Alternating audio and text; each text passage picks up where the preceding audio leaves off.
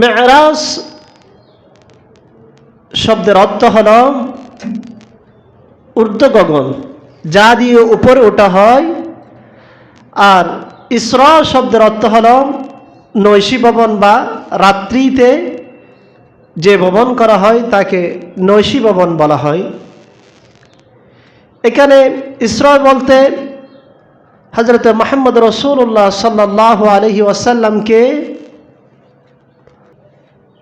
মক্কার মসজিদে হারাম থেকে মসজিদে আকসা পর্যন্ত যে ভবন করা হয়েছে তাকে ইসরা বলা হয়েছে। এই সম্পর্কে আল্লাহ পাক রব্বুল আলামিন পবিত্র কোরআনের মধ্যে আল্লাহ পাক রব্বুল আলামিন যে তার হাবিবকে মক্কা মুকাররমা থেকে মসজিদে আকসা পর্যন্ত ভবন করিয়েছে, এই ভবনের কথাটি আল্লাহ পাক রব্বুল আলামিন সূরাতুল বনী ইসরাঈলের 1 নম্বর আয়াতের মধ্যে আল্লাহ তাআলা বর্ণনা করেন, সুবহানাল্লাযী আসরা বিআবদিহি লাইলাম মিনাল মাসজিদিল হারাম ইলাল মাসজিদিল আকসা إلى المسجد الأقصى الذي باركنا حوله لنريه من آياتنا إنه هو السميع البصير। আল্লাহ পাক রব্বুল আলামিন বলেন, তিনি সেই মহান সত্তা যিনি তার প্রিয় হাবিবকে রাতের একটি অংশে মসজিদে হারাম থেকে মসজিদে আকসা পর্যন্ত ভ্রমণ করিয়েছেন এবং তার এই পথকে বরকতময় করেছেন। বরকত বলি সুবহানাল্লাহ। এবং আল্লাহ পাক রব্বুল আলামিন তার হাবিবকে যে নির্দেশন দেখিয়েছেন, যা দেখার প্রয়োজন ছিল আল্লাহ পাক রব্বুল আলামিন তা দেখিয়েছেন। আল্লাহ পাক রব্বুল আলামিন সর্বশ্রোতা এবং প্রত্যক্ষদর্শী। বরকত বলি সুবহানাল্লাহ। তাহলে এখানে আল্লাহ পাক রব্বুল আলামিন এই মসজিদে আকসার কথা কেন বললেন? তাহলে আমাদেরকে জানতে হবে এই মসজিদুল আকসা কি। আল্লাহ পাক রব্বুল আলামিন হযরতে মূসা আলাইহিস সালাতু ওয়াস সালামকে কিতাব দিয়ে বনী ইসরাঈলের নিকট পাঠিয়েছেন। কার নিকট? বনী ইসরাঈলের নিকট। তারা হযরতে মূসা আলাইহিস সালাতু ওয়াস সালামের অবাধ্য হতে লাগলেন। অবাধ্য হওয়ার কারণে ইতিহাস থেকে জানা যায় যে এই বাইতুল মুকাদ্দাসকে 2 বার ধ্বংস করা হয়। ইতিহাস থেকে জানা যায় খ্রিস্টপূর্ব 1000 সালে হযরতে সুলাইমান আলাইহিস সালাতু ওয়াস সালাম জিনদের মাধ্যমে এই বাইতুল মুকাদ্দাস তৈরি করেছে। বড় করে বলি সুবহানাল্লাহ।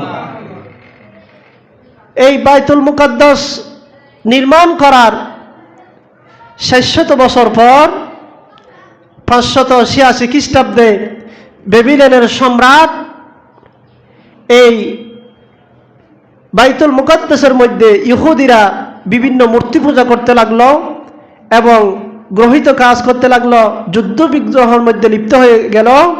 তখন বেবিলনের সম্রাট এই বাইতুল মুকাদ্দাসের মধ্যে আক্রমণ করে এই বাইতুল মুকাদ্দাসকে ধ্বংস করে দেয় এবং ইহুদিদেরকে কি করে যে গ্রেফতার করে নিয়ে যায়। এর 70 বছর পরে আবার ইহুদিরা ছাড়া পেয়ে আবার বাইতুল মুকাদ্দাস নির্মাণ করেন। এইভাবে আল্লাহ পাক রব্বুল আলামিন হযরত ইব্রাহিম আলাইহিস সালাতু ওয়াস সালামের মাধ্যমে এই পৃথিবীর মধ্যে আবার নতুনভাবে ইসলামের দাওয়াত প্রেরণ করেন। তার মধ্যে তার বড় পুত্র হলো ইসমাঈল আলাইহিস সালাম। ইসমাঈলের মাধ্যমে এই পৃথিবীর মধ্যে বংশ পরম্পরায় আজ পর্যন্ত আমাদের এই অবস্থার মধ্যে চলে এসেছে। সম্মানিত হাজিরিন, মেরাজ হলো আল্লাহর হাবিব সাল্লাল্লাহু আলাইহি ওয়াসাল্লাম খানে কাবার মধ্যে ঘুমন্ত অবস্থায় ছিলেন। উম্মে হানির ঘরের মধ্যে কি ছিলেন? ঘুমন্ত অবস্থায় ছিলেন। তখন ওই সময়ের মধ্যে জিবরাইল আলাইহিস সালাতু ওয়াস সালাম তার সঙ্গীরা আল্লাহর হাবিব সাল্লাল্লাহু আলাইহি ওয়াসাল্লামের কাছে আসলেন। আসার পরে আল্লাহর হাবিবকে জাগালেন। জাগানোর পরে হযরতে জিবরাইল আলাইহিস সালাতু ওয়াসসালাম আর তার সঙ্গীরা আল্লাহ রাসূল সাল্লাল্লাহু আলাইহি ওয়াসাল্লামের বক্ষ মুবারককে কি করলেন? কেটে ফেললেন। বক্ষ মুবারক কেটে তার মধ্যে থেকে হৃৎপিণ্ডকে বের করলেন। হৃৎপিণ্ডকে বের করার পরে ওই জিবরাইল আলাইহিস সালাতু ওয়াসসালাম একটা সোনার পাত্র আনা হলো। ওই সোনার পাত্রের মধ্যে পানি দিয়ে আল্লাহ পাক রব্বুল আলামিন ওই হৃৎপিণ্ডকে জিবরাইলের মাধ্যমে দূত করলেন। দূত করার পরে ঈমান ভর্তি করে, ঈমান আর হিকমত ভক্তি করে ওই হৃৎপিণ্ডকে আবার যথাস্থানে স্থাপন করে দিলেন। বড় করে বলি সুবহানাল্লাহ। স্থাপন করার পর এখন আল্লাহ রাসূল সাল্লাল্লাহু আলাইহি ওয়াসাল্লামকে বাইতুল মুকাদ্দাসের মধ্যে নিয়ে যাওয়া হবে। তো এখন কিভাবে যাবে? একটা বুরাক আনা হলো। কি আনা হলো? বুরাক। বুরাকটা হলো হাদিস শরীফের মধ্যে এসেছে, এটি গাদা এবং খচ্চরের মাঝামাঝি একটি প্রাণী, যার একটি কদম দিলে আপনার চোখের পলক, এক পলকে মানুষের যত দৃষ্টি যায় তার থেকে বেশি দূরেই ওই একটি লাফ দিয়ে অত দূরে চলতে পারে। এটি আনার পরে এটি যখন আল্লাহ রাসূল সাল্লাল্লাহু আলাইহি ওয়াসাল্লামের সামনে আনা হলো, এটি অসৌজন্যমূলক আচরণ করতেছে, লাফালাফি করতেছে। জিবরাইল বলেন, ও বুরাক, তুমি কি জানো তোমার উপর কে চড়বে? তোমার উপর এমন একটি মানুষ চড়বে যার মতো সম্মানী মানুষ ভুবনের মধ্যে আর কেউ নাই। এই কথা বলার পরে ওই বুরাকটা গামতে লাগলো বয়ে, এবং আল্লাহর হাবিব সাল্লাল্লাহু আলাইহি ওয়াসাল্লাম বুরাকের উপর উঠলেন। বুরাকের উপর উঠে আল্লাহর হাবিব সাল্লাল্লাহু আলাইহি ওয়াসাল্লাম আর জিবরাইল বাইতুল মুকাদ্দাসের মধ্যে গেলেন। বাইতুল মুকাদ্দাসের মধ্যে যাওয়ার পরে ওই বাইতুল মুকাদ্দাসের মধ্যে আল্লাহ পাক রব্বুল আলামিন সমস্ত নবীদেরকে ওই বাইতুল মুকাদ্দাসের মধ্যে আনলেন। সমস্ত নবীদেরকে একসাথে নিয়ে আল্লাহর হাবিব সাল্লাল্লাহু আলাইহি ওয়াসাল্লাম নামাজের ইমামতি করলেন। বড় করে বলি সুবহানাল্লাহ। কেন এই বাইতুল মুকাদ্দাসের মধ্যে নামাজের ইমামতি করলো? ইতিহাস থেকে জানা যায় ইহুদিরা প্রায় এই বাইতুল মুকাদ্দাসের মধ্যে ৭০,০০০ নবীকে তারা হত্যা করেছে। বড় করে বলি নাউজুবিল্লাহ। এমনকি তারা আল্লাহ রাসূল সাল্লাল্লাহু আলাইহি ওয়াসাল্লামকেও হত্যা করার জন্য চেষ্টা করেছিল, কিন্তু তারা পারে নাই। এমনকি আল্লাহ রাসূল সাল্লাল্লাহু আলাইহি ওয়াসাল্লাম রওজাকে পর্যন্ত তারা গর্ত করে নিয়ে যাওয়ার জন্য চাইছিল, কিন্তু আল্লাহ তাআলা তা করতে দেন নাই। এইভাবে তারা এতই দুষ্ট প্রকৃত লোক ছিল যে তারা ৭০,০০০ নবীকে কি করেছে? হত্যা করেছে। এই নবীদের অধিকাংশ এসেছিল কোথায়? বাইতুল মুকাদ্দাসের মধ্যে। বড় করে বলি সুবহানাল্লাহ। এই জন্য আল্লাহ পাক রব্বুল আলামিন আল্লাহর হাবিব সাল্লাল্লাহু আলাইহি ওয়াসাল্লামকে এই বাইতুল মুকাদ্দাসের মধ্যে নিয়ে গেলেন। এখানে সমস্ত নবীদেরকে নিয়ে ওখানে নামাজের ইমামতি করলেন। ইমামতি করার পর এখন আসলো, এটা গেল ইসরা। এটা কি? ইসরা। এখন আসতেছে মেরাজের পর্ব। মেরাজ বলা হয় উর্ধ্ব গগনে ওঠার জন্য যে যন্ত্র বা বাহন, তাকে বলা হয় কি? মেরাজ। আল্লাহর হাবিব সাল্লাল্লাহু আলাইহি ওয়াসাল্লামকে নিয়ে জিবরাইল আসমানের প্রথম দরজার মধ্যে গেলেন। প্রথম দরজার মধ্যে যেই ফেরেশতা থাকেন, প্রহরীর দায়িত্ব পালন করেন, তার নাম হলো ইসমাইল। তার নাম কি? ইসমাইল। এই ইসমাইল ফেরেশতার আন্ডারে আরো ১২,০০০ ফেরেশতা রয়েছে। কত হাজার? এই ১২,০০০ ফেরেশতার আন্ডারে প্রত্যেকের ১২,০০০ করে আরো ১২,০০০ ফেরেশতা রয়েছে। বড় করে বলি সুবহানাল্লাহ। তাহলে এই ফেরেশতাদের সংখ্যা কত হতে পারে? হিসাব আসেনি? নাই। আল্লাহ কি বলতেছেন শোনেন। আল্লাহ পাক রব্বুল আলামিন সূরাতুল মুদ্দাসসিরের মধ্যে ৩১ নং আয়াতের মধ্যে বলেন, ওয়ামা ইয়ালামু জুনুদা রাব্বিকা ইল্লা হু। ফেরেশতাদের সংখ্যা কত এটা আল্লাহ পাক রব্বুল আলামিন ভালো জানেন। বড় করে বলি সুবহানাল্লাহ। তাহলে ফেরেশতাদের সংখ্যার কোনো কি নাই, শেষ নাই। এইভাবে প্রথম আসমানে যখন যাওয়া হলো, তখন দরজার মধ্যে নক করা হলো। জিজ্ঞাসা করা হলো, কে? জিবরাইল। জিবরাইল বলল, আমি জিবরাইল। তোমার সাথে কে? আমার সাথে মুহাম্মদ। হয়তো তাকে কি আসার অনুমতি দেওয়া হয়েছে? জিব্রাইল বলল হ্যাঁ, তাকে আসার অনুমতি দেওয়া হলো। এই প্রশ্নটি করার কারণ হলো দুনিয়ার মধ্যে যা কিছু হয় আসমানের ফেরেশতারা তা জানে না। বড় করে বলি সুবহানাল্লাহ। কেননা আল্লাহ তাআলা তাদেরকে জানান না, সেই জন্য ওই ফেরেশতা খুশি হয়ে তাকে আহলান সাহলান দিল, মারহাবা বলল। প্রথম আসমানের মধ্যে দেখা হলো হযরতে আদম আলাইহিস সালাতু ওয়াস সালামের সাথে। বড় করে বলি সুবহানাল্লাহ। এখন হযরতে মুহাম্মদ রাসূলুল্লাহ সাল্লাল্লাহু আলাইহি ওয়াসাল্লাম আদম আলাইহিস সালামকে সালাম দিলেন। সালাম দেওয়ার পরে আদম আলাইহিস সালাম বললেন, মারহাবা আমার প্রিয় পুত্র, তুমি হলো পৃথিবীর মধ্যে সর্বশ্রেষ্ঠ মানব।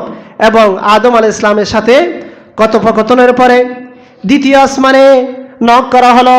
দ্বিতীয় আসমানের মধ্যে হযরতে ইয়াহিয়া আলাইহিস সালামের সাথে দেখা হলো। এইভাবে তৃতীয় আসমানে যাওয়া হলো। তৃতীয় আসমানের মধ্যে হযরতে ঈসা আলাইহিস সালাতু ওয়াস সালামের সাথে দেখা হলো। চতুর্থ আসমানে যাওয়া হলো। চতুর্থ আসমানের মধ্যে হযরতে ইউসুফ আলাইহিস সালাতু ওয়াস সালামের সাথে দেখা হলো। তারপরে পঞ্চম আসমানে যাওয়া হলো। এখানে হযরতে ইদ্রিস আলাইহিস সালাতু ওয়াস সালামের সাথে দেখা হলো এবং হারুন আলাইহিস সালাতু ওয়াস সালামের সাথে দেখা হলো। ষষ্ঠ আসমানে গেল, এখানে হযরতে মূসা আলাইহিস সালাতু ওয়াস সালামের সাথে দেখা হলো। বড় করে বলি সুবহানাল্লাহ। যখন সপ্তম আসমানে গেল, সেখানে মুসলিম জাতির পিতা হযরতে ইব্রাহিম আলাইহিস সালাতু ওয়াস সালামের সাথে দেখা হলো। বড় করে বলি সুবহানাল্লাহ। এবং হযরতে ইব্রাহিম আলাইহিস সালাতু ওয়াস সালামের সাথে দেখা হওয়ার পরে হযরতে ইব্রাহিম আলাইহিস সালামকে সালাম দিলেন এবং সালামের উত্তর দিলেন। তার কথাবার্তা হলো। এখন আল্লাহ পাক রব্বুল আলামিন তখন জিবরাইল আর আল্লাহর হাবিব সাল্লাল্লাহু আলাইহি সাল্লাম প্রায় পাশাপাশি অবস্থান করতে লাগলেন। এখন তারা চলে গেল একদম সিদরাতুল মুনতাহা। বড় করে বলি সুবহানাল্লাহ। সিদরাতুল মুনতাহা বলা হয় যার শেষ প্রান্ত আর কোনো কিছু নাই। একটা আছে বড়ি গাছ। কি গাছ? কি আছে? বড়ি গাছ আছে। সেই কথা আল্লাহ পাক রব্বুল আলামিন বলেন, আফাতুমারুনাহু আলা মা ইয়ারা। আল্লাহর হাবিব সাল্লাল্লাহু আলাইহি ওয়াসাল্লাম ওখানে যা দেখেছেন তার চোখ তা অস্বীকার করে নাই। ওয়ালাকাদ রাআহু নাজলাতান উখরা। সেখানে আল্লাহর হাবিব সাল্লাল্লাহু আলাইহি ওয়াসাল্লাম জিবরাইল আলাইহিস সালাতু ওয়াস সালামকে দ্বিতীয়বার দেখেছেন। বড় করে বলি সুবহানাল্লাহ। দেখেছেন যে জিবরাইল আলাইহিস সালাতু ওয়াস সালাম থেকে 7টি পাখা রয়েছে। একটি পাখা হচ্ছে, একটি পাখা আসমানে আর একটি পাখা জমিনে। বড় করে বলি সুবহানাল্লাহ। তাহলে চিন্তা করে দেখুন 7টি পাখার কত বিস্তার হবে, কত বড় হবে।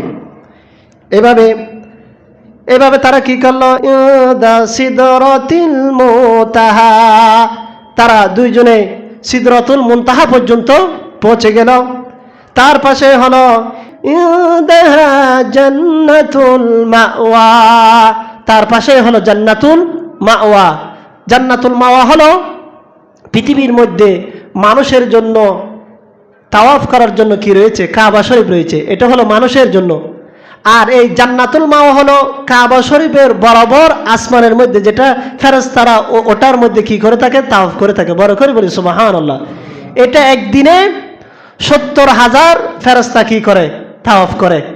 যেই ফেরেশতা একবার ঢুকবে সে আর দ্বিতীয়বার ঢোকার সুযোগ পাবে না। তাহলে চিন্তা করে দেখুন কিয়ামত পর্যন্ত এই জান্নাতুল মাওয়ার মধ্যে প্রতিদিন করে 70,000 ফেরেশতারা কি তাওয়াফ করতে থাকে। বড় করে বলি সুবহানাল্লাহ।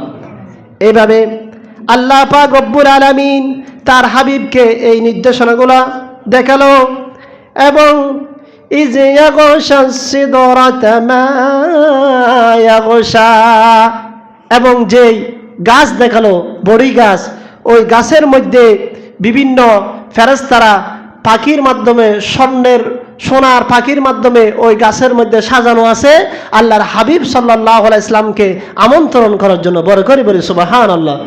এইভাবে আল্লাহ পাক রব্বুল আলামিন তার হাবিবকে মেরাজের মধ্যে নিয়ে যা দেখানোর মন চেয়েছিল ওগুলো আল্লাহর হাবিব সাল্লাল্লাহু আলাইহি ওয়াসাল্লামকে দেখালেন। দেখানোর পরে আল্লাহর হাবিব সাল্লাল্লাহু আলাইহি ওয়াসাল্লাম আল্লাহর হাবিবের কাছে দুইটি পেয়ালা আনা হলো। কি আনা হলো? স্বর্ণের পেয়ালা আনা হলো। এটি সহিহ বুখারীর 3394 নং হাদিস। একটি পেয়ালার মধ্যে আছে ফি আহাদিহিমা লাবানুন, একটি পেয়ালার মধ্যে রয়েছে দুধ, ওয়া ফিল আখিরাতি খামরুন, দ্বিতীয়টির মধ্যে রয়েছে মদ। একটির মধ্যে রয়েছে কি? দুধ, আর দ্বিতীয়টির মধ্যে রয়েছে মদ। তখন জিবরাইল আল্লাহর হাবিবকে বললেন, আশরাব আইয়ুহুমা শিতা, আপনি এই দুইটার মধ্যে থেকে যেটা চান সেটা পান করতে পারেন। কি দেওয়া হলো? একটার মধ্যে মদ দেওয়া হলো, আরেকটার মধ্যে দুধ দেওয়া হলো। আল্লাহর হাবিবকে বলতেছেন যে আপনি এখান থেকে যেটা চান সেটা পান করতে পারেন। আল্লাহর হাবিব সাল্লাল্লাহু আলাইহি ইসলাম ফাআখাযাতুল লাবানা ফাশারিবাতুহু, আল্লাহর হাবিব সাল্লাল্লাহু আলাইহি ইসলাম দুধ পান করলেন। বড় করে বলি সুবহানাল্লাহ। দুধ যখন পান করলেন, জিবরাইল বললেন, ইয়া রাসূলুল্লাহ, ইয়া হাবিবাল্লাহ, আপনি দ্বীনের উপর রয়েছেন, আপনি হেদায়েতের উপর রয়েছেন, আপনি ফিতরতের উপর রয়েছেন। এবং আরো বললেন, আমা ইন্নাকা লাউ আখাযাত খামারা গাওতা উম্মাতুকা, আপনি যদি মদ পান করতেন তাহলে আপনার উম্মতরা পথভ্রষ্ট হয়ে যেত। তাহলে আল্লাহ রাসূল সাল্লাল্লাহু আলাইহি ওয়াসাল্লাম কি পান করেছেন? দুধ পান করেছেন। এই জন্য আল্লাহ, দুধ হলো পৃথিবীর মধ্যে উত্তম জিনিস, আর মদ হচ্ছে নিকৃষ্ট জিনিস, ঠিক কিনা? এই জন্য সম্মানিত হাজিরিন, পৃথিবীর মধ্যে আল্লাহ পাক রব্বুল আলামিন যত নবী পাঠিয়েছেন, যত রসুল পাঠিয়েছেন, প্রত্যেককে তিনটি জিনিস দিয়ে পৃথিবীর মাঝে প্রেরণ করেছেন। কয়টি জিনিস? প্রতিটি নবীকে, প্রতিটি রসুলকে তিনটি জিনিস দিয়েছে। তার মধ্যে একটি হলো ওহী। একটি কি? ওহী। 2 নম্বর হলো মুআজ্জাজা। 2 নম্বর হলো কি? মুআজ্জাজা। আল্লাহ রসুল সাল্লাল্লাহু আলাইহি ওয়াসাল্লামের জীবনে সর্বমোট 3000-এর উপরে মুআজ্জাজা প্রকাশিত হয়েছে। বড় করে বলি সুবহানাল্লাহ। যেভাবে হযরতে মূসা আলাইহিস সালাতু ওয়াসসালামের মুআজ্জাজা ছিল, লাঠি ধরলে সাপ হয়ে যেত। হযরতে দাউদ আলাইহিস সালাতু ওয়াসসালামের মুআজ্জাজা ছিল, লোহাকে যখন হাতের মধ্যে নিয়ে চাপ দিতেন তরল হয়ে যেত। হযরতে ঈসা আলাইহিস সালাতু ওয়াসসালামের মুআজ্জাজা ছিল, কুষ্ঠ রোগের মধ্যে হাত বুলিয়ে দিলে ওই কুষ্ঠ রোগী ভালো হয়ে যেত। বড় করে বলি সুবহানাল্লাহ। এইভাবে আল্লাহ রাসূল সাল্লাল্লাহু আলাইহি ওয়াসাল্লাম এর জীবনের মধ্যে প্রায় 3000 মুআজ্জাজা কি হয়েছিল? প্রকাশিত হয়েছিল। তার মধ্যে সর্বশ্রেষ্ঠ মুআজ্জাজা হলো মেরাজ। বড় করে বলি সুবহানাল্লাহ। তাহলে প্রত্যেক নবীকে কয়টি জিনিস দিয়ে বলছিলাম? 3টি জিনিস। একটা হলো ওহী, ওহী ছাড়া কি হওয়া যায় না? নবী হওয়া যায় না। 2 নম্বর হলো মুআজ্জাজা। 3 নম্বর হলো চরিত্র, উত্তম চরিত্র। এই উত্তম চরিত্র কি? আল্লাহ পাক রব্বুল আলামিন সূরাতুল কলমের মধ্যে বলেন, ইন্নাকা লাআলা খুলুকিন আযীম। বড় করে বলি সুবহানাল্লাহ। আল্লাহ পাক রব্বুল আলামিন বলে, হে নবী, হে রাসূল, আমি আপনাকে উত্তম চরিত্র দিয়ে পৃথিবীর মধ্যে প্রেরণ করেছি। বড় করে বলি সুবহানাল্লাহ।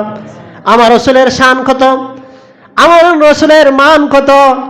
পৃথিবীর মধ্যে পাহাড় না যত সমান, আসমান না যত সমান, আসমান ভেদ করে, পাহাড় ভেদ করে, আসমান ভেদ করে আরশ আজিম পর্যন্ত আল্লাহ পাক রব্বুল আলামিন আমার রাসূলের সম্মান দিয়েছেন। বড় করে বলি সুবহানাল্লাহ।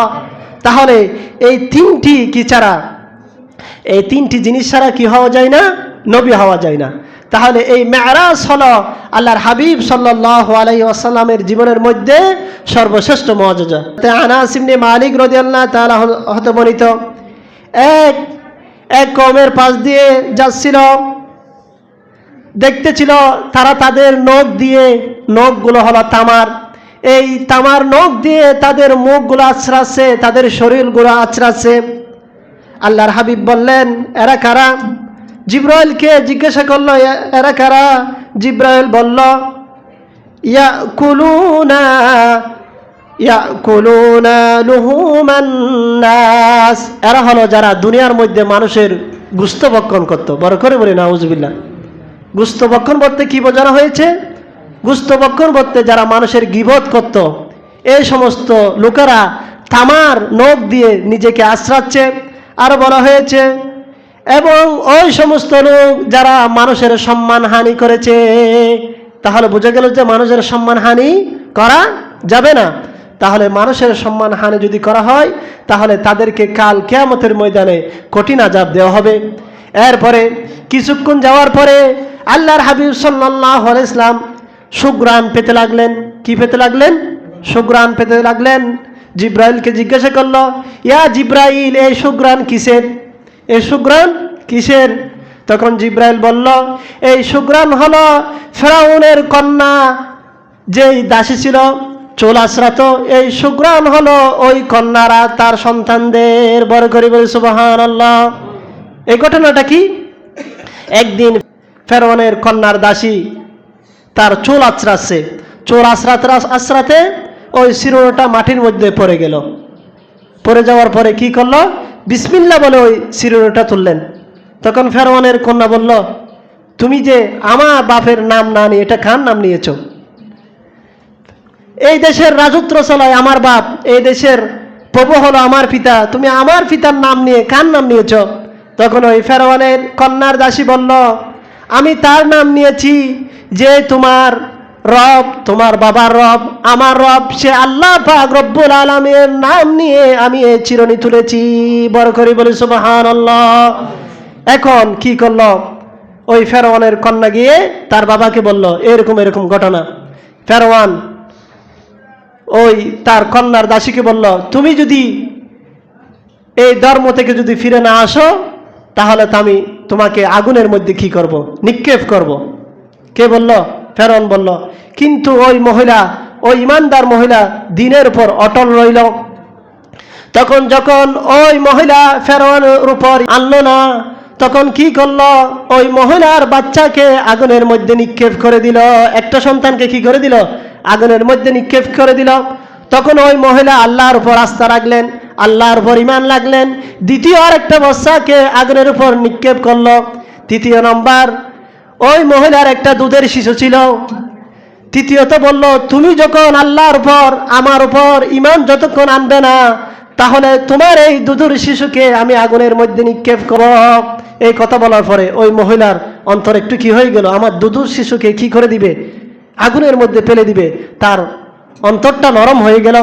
সাথে সাথে ওই দুধের শিশু তার আম্মা জানকে বলল, তার মুখ থেকে আওয়াজ বের হলো, বলল যে, ও আম্মা জান, তুমি আল্লাহ পাক রব্বুল আলামিনের উপর যে ঈমান এনেছো সেই ঈমানের উপর থাকো, তার বদলতে আল্লাহ পাক রব্বুল আলামিন বেহেশতে আমাদের জন্য নাজ নিয়ামত রেখেছেন। বড় করে বলি সুবহানাল্লাহ।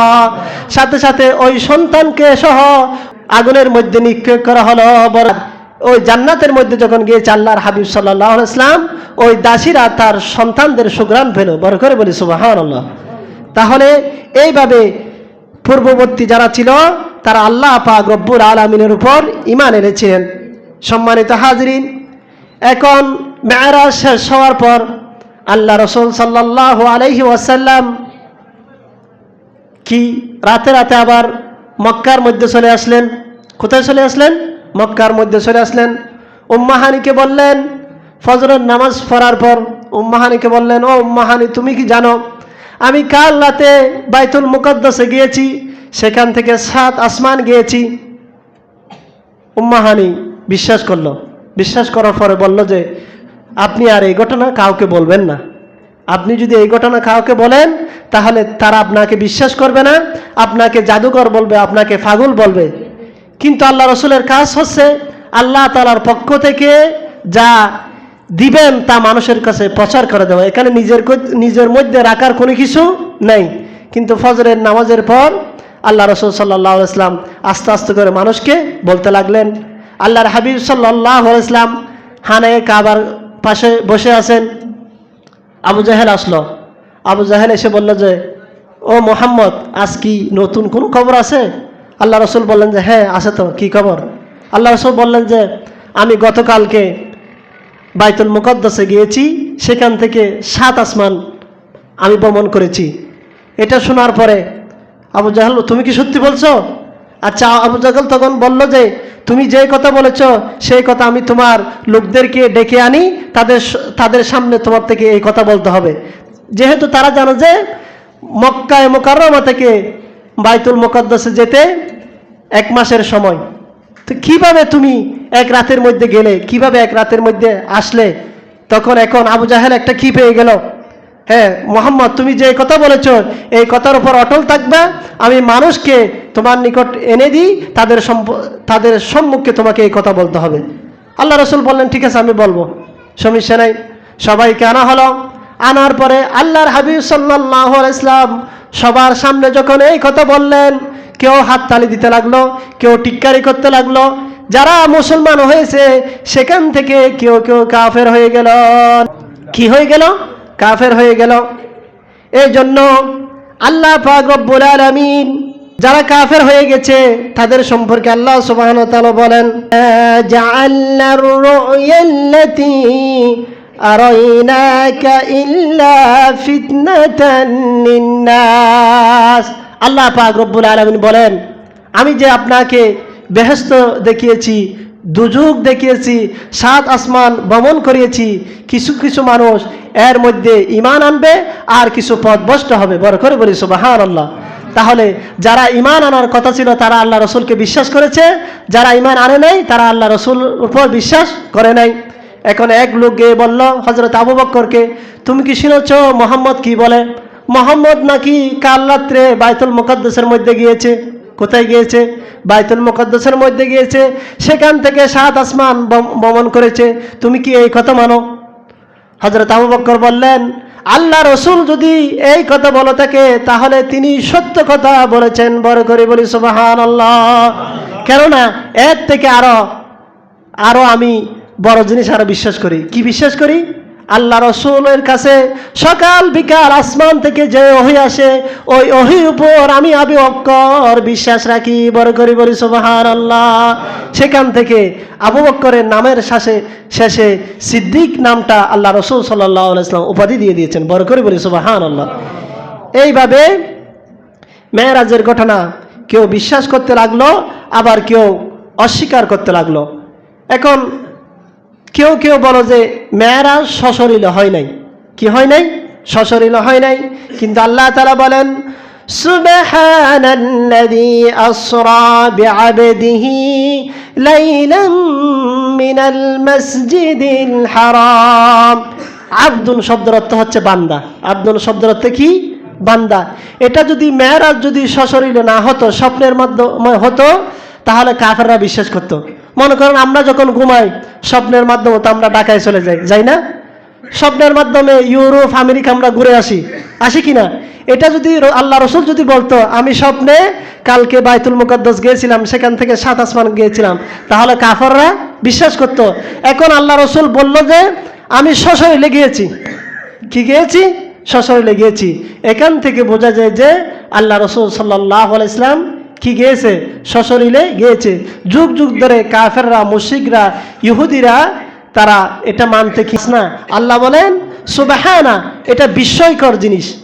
সুবহানা বলতে এখানে বোঝানো হয়েছে এটা এমন একটা জিনিস যা সকল অপারগতা থেকে এবং সকল প্রকার মূর্খ থেকে, সকল প্রকার জড়তা থেকে যিনি পবিত্র তাকে বলা হয় সুবহানাল্লাহ। এই জন্য আশ্চর্য কোনো জিনিস দেখলে কি বলতে হয়? সুবহানাল্লাহ। যেহেতু এটা আশ্চর্যজনক জিনিস, আল্লাহ পাক রব্বুল আলামিন এর শুরুতে সেজন্য সুবহানা শব্দটি কি করেছেন? উল্লেখ করেছেন। এইভাবে কেউ বলল রাসূল সাল্লাল্লাহু আলাইহি ওয়াসাল্লাম কি জান নাই?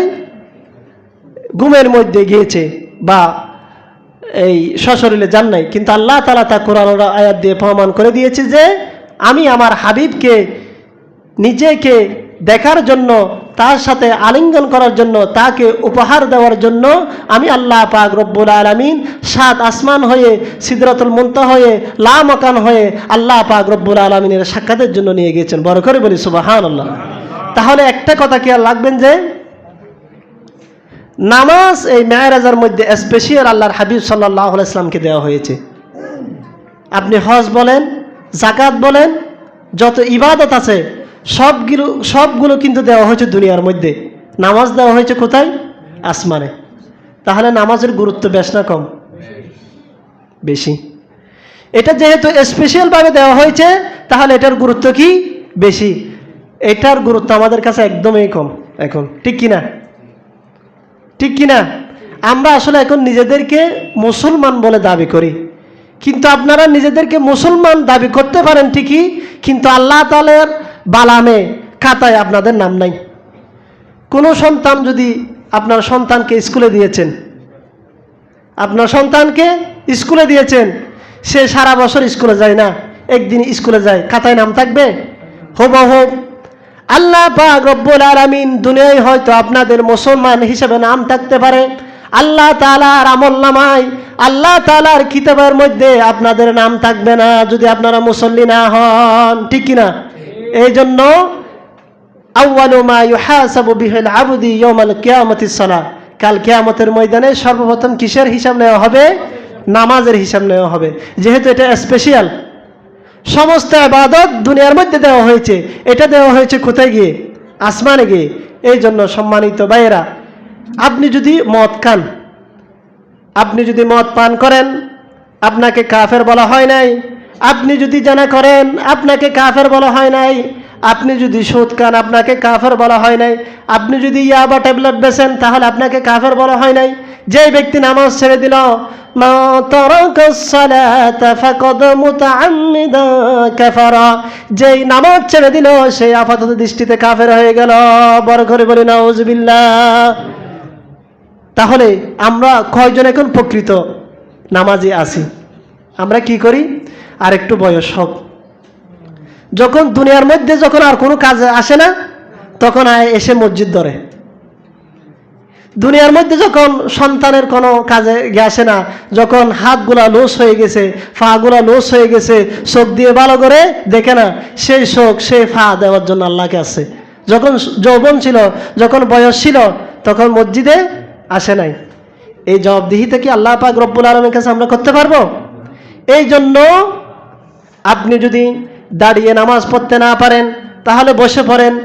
বসে যদিও পড়তে না পারেন, শুয়ে পড়েন।